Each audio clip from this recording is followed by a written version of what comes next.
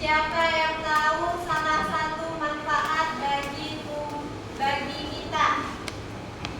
Salah satu manfaat tumbuhan bagi kita. Oke, Benny. Salah satu manfaat tumbuhan apa, Benny? Dapat menjadikan sumber makanan.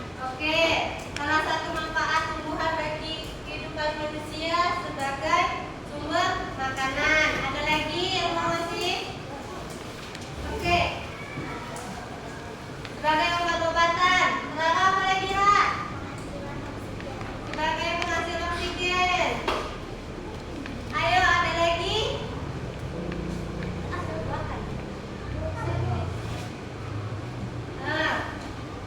Iya apa? Sebagai sumber energi, oke. Oke ya. Jadi anak ibu ini sudah tahu nih apa aja manfaat tumbuhan bagi makhluk hidup. Ternyata banyak sekali manfaat tumbuhan sebagai sumber kehidupan bagi makhluk manusia. Dari berbagai manfaat tadi contohnya seperti tumbuhan sebagai obat-obatan, sebagai penghasil oksigen, sebagai sumber makanan, sebagai sumber energi. Ternyata dari berbagai manfaat itu dapat kita simpulkan tumbuhan merupakan peran yang sangat penting bagi kehidupan manusia. Karena itu kita harus menjaga dan melestarikan tumbuhan agar dapat dirasakan oleh generasi sekarang dan generasi yang akan datang. Di sini ada teks tentang perkembangbiakan jagung. Coba kalian baca dalam hati, dibaca setiap paragrafnya. Ini ada berapa paragraf? Ada 5 paragraf. Dibaca, ibu kasih waktu 3 menit untuk membacanya. Ibu bagi dulu ya. Karena kalian sudah baca teksnya, ada berapa paragraf tadi? 5. Di sini ada tugas untuk menuliskan ide pokok. Ada yang tahu ide pokok itu apa? Ide pokok itu gagasan utama. Kalian cari ide pokoknya, lalu tulis di bagian diagramnya. Misalkan diagram pertama, paragraf pertama. Ide pokoknya adalah jagung berkembang biak, contohnya ya, jagung berkembang biak secara generatif melalui biji.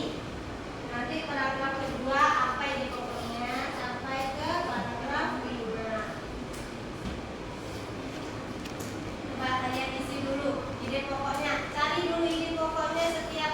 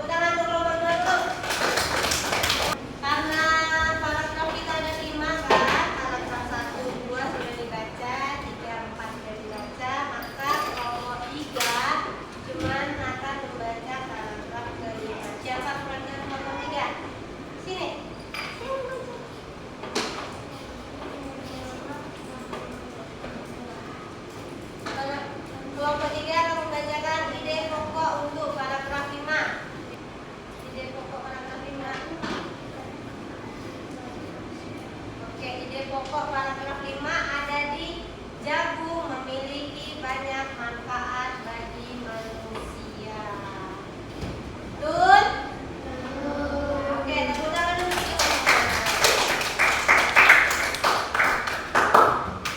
Oke, sudah tahu ya manfaat ide pokok dalam suatu teks yang ada di buku. Masih semangat ya di belajarnya? Masih lebih lesu. Oke, kita explain dulu. Coba tepuk semangat.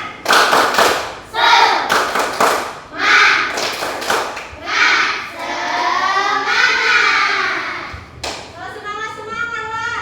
Semangat. Sudah ada kita mencari ide pokok dari suatu teks. Untuk selanjutnya kita akan belajar tentang perkembangbiakan secara generatif. Ibu punya satu video tentang Bluetooth connected. generatif. Disimak ya. Hal pentingnya harus dicatat.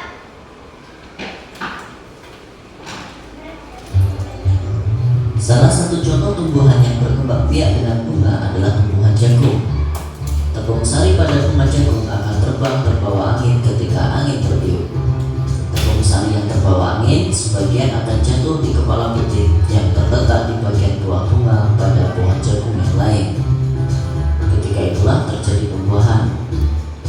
Perkembangbiakan ini dinamakan perkembangbiakan generatif.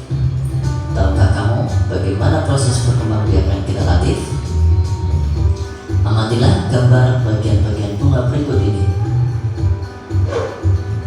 Mahkota, kelopak, dasar bunga, tangkai bunga, benang sari, kepala sari, tangkai sari, kepala butik, tangkai butik, dan bakal biji.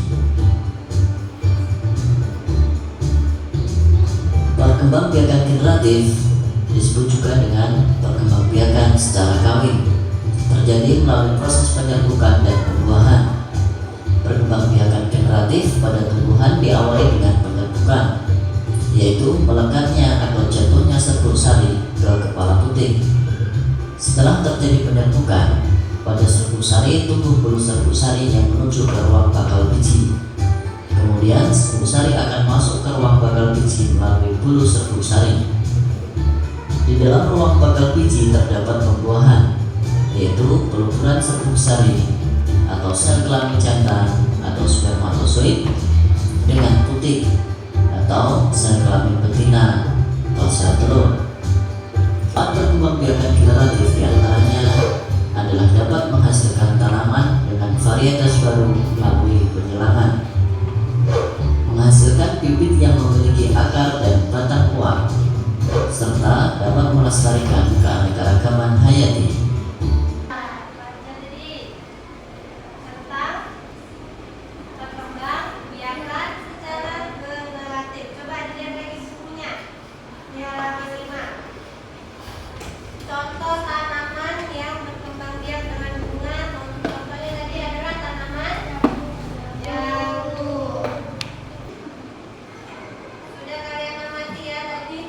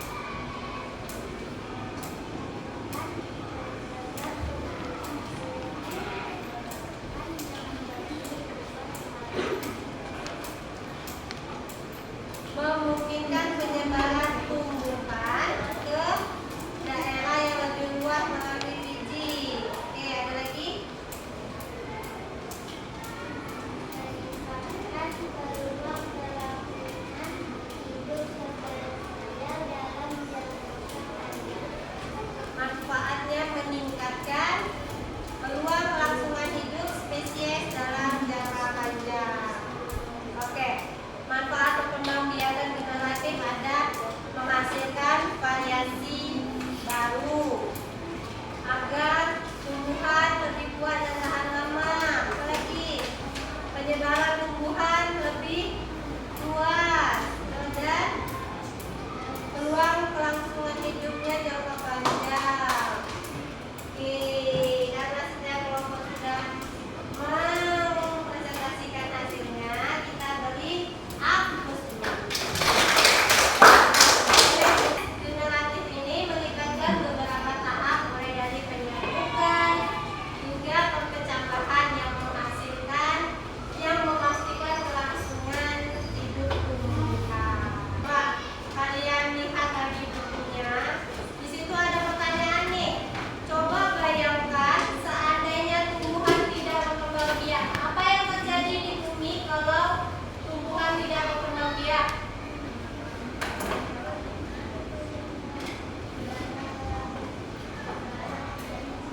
Waiting for connection. Udara tidak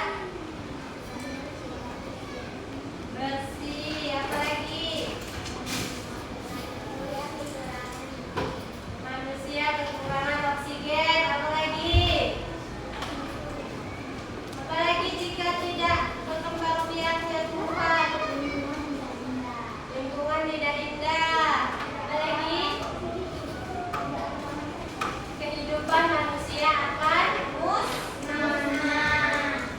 Sekarang kita lihat di halaman 7. Pertama,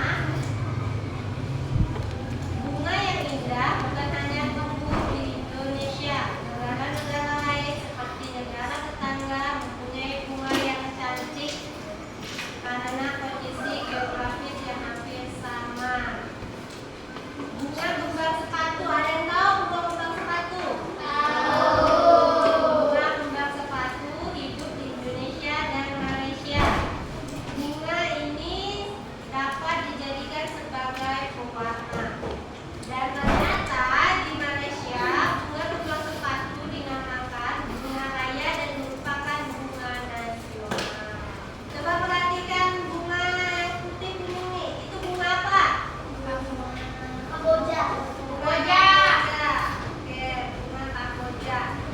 Bunga Kamboja sering digunakan dalam perlengkapan tari di Bali. Atau bunga Kamboja atau dok champa dapat ditemukan di Indonesia dan Laos. Di negara Laos, bunga dijadikan sebagai dekorasi upacara keagamaan dan penyambutan tahun. Laos dan Indonesia hidup berdampingan. Meskipun berbeda negara, namun ketiganya memiliki persamaan dalam kehidupan sosial dan budaya. Oleh sebab itu, mereka menggabungkan diri dalam suatu organisasi yang bernama ASEAN. Dia tahu berapa negara yang terbentuk di ASEAN? 10 negara. Negara apa aja? Indonesia, Malaysia, Kamboja, Thailand, Myanmar. Untuk menambah wawasan kalian tentang negara-negara ASEAN, Ibu punya satu video tentang kehidupan sosial budaya negara ASEAN. Sosial budaya negara-negara ASEAN. Materi pelajaran kelas 6, tema 1, subtema 1. ASEAN. Seperti kita ketahui, ASEAN atau Perhimpunan Perhimpunan Bangsa-Bangsa Asia Tenggara lahir pada tanggal 8 Agustus 1967. Deklarasi berdirinya ASEAN terkenal sebagai deklarasi Bangkok karena ditandatangani di kota Bangkok, Thailand oleh 5 orang menteri luar negeri dari Indonesia, Singapura, Malaysia, Thailand, dan Filipina. Akan kita bahas satu persatu keadaan sosial budaya negara-negara di kawasan Asia Tenggara. Indonesia di bidang sosial, Indonesia terdiri dari bermacam-macam suku bangsa seperti Jawa, Madura, Sunda, Bali, Betawi, Bugis, Sasak, Asmat, Dayak, Nias, Batak, Minang, dan lain-lain.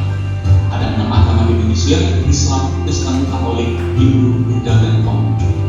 Di bidang budaya, hampir semua suku bangsa di Indonesia memiliki bahasa daerah masing-masing, seperti bahasa Jawa, Madura, Bali, Sunda, Bugis, dan lain-lain.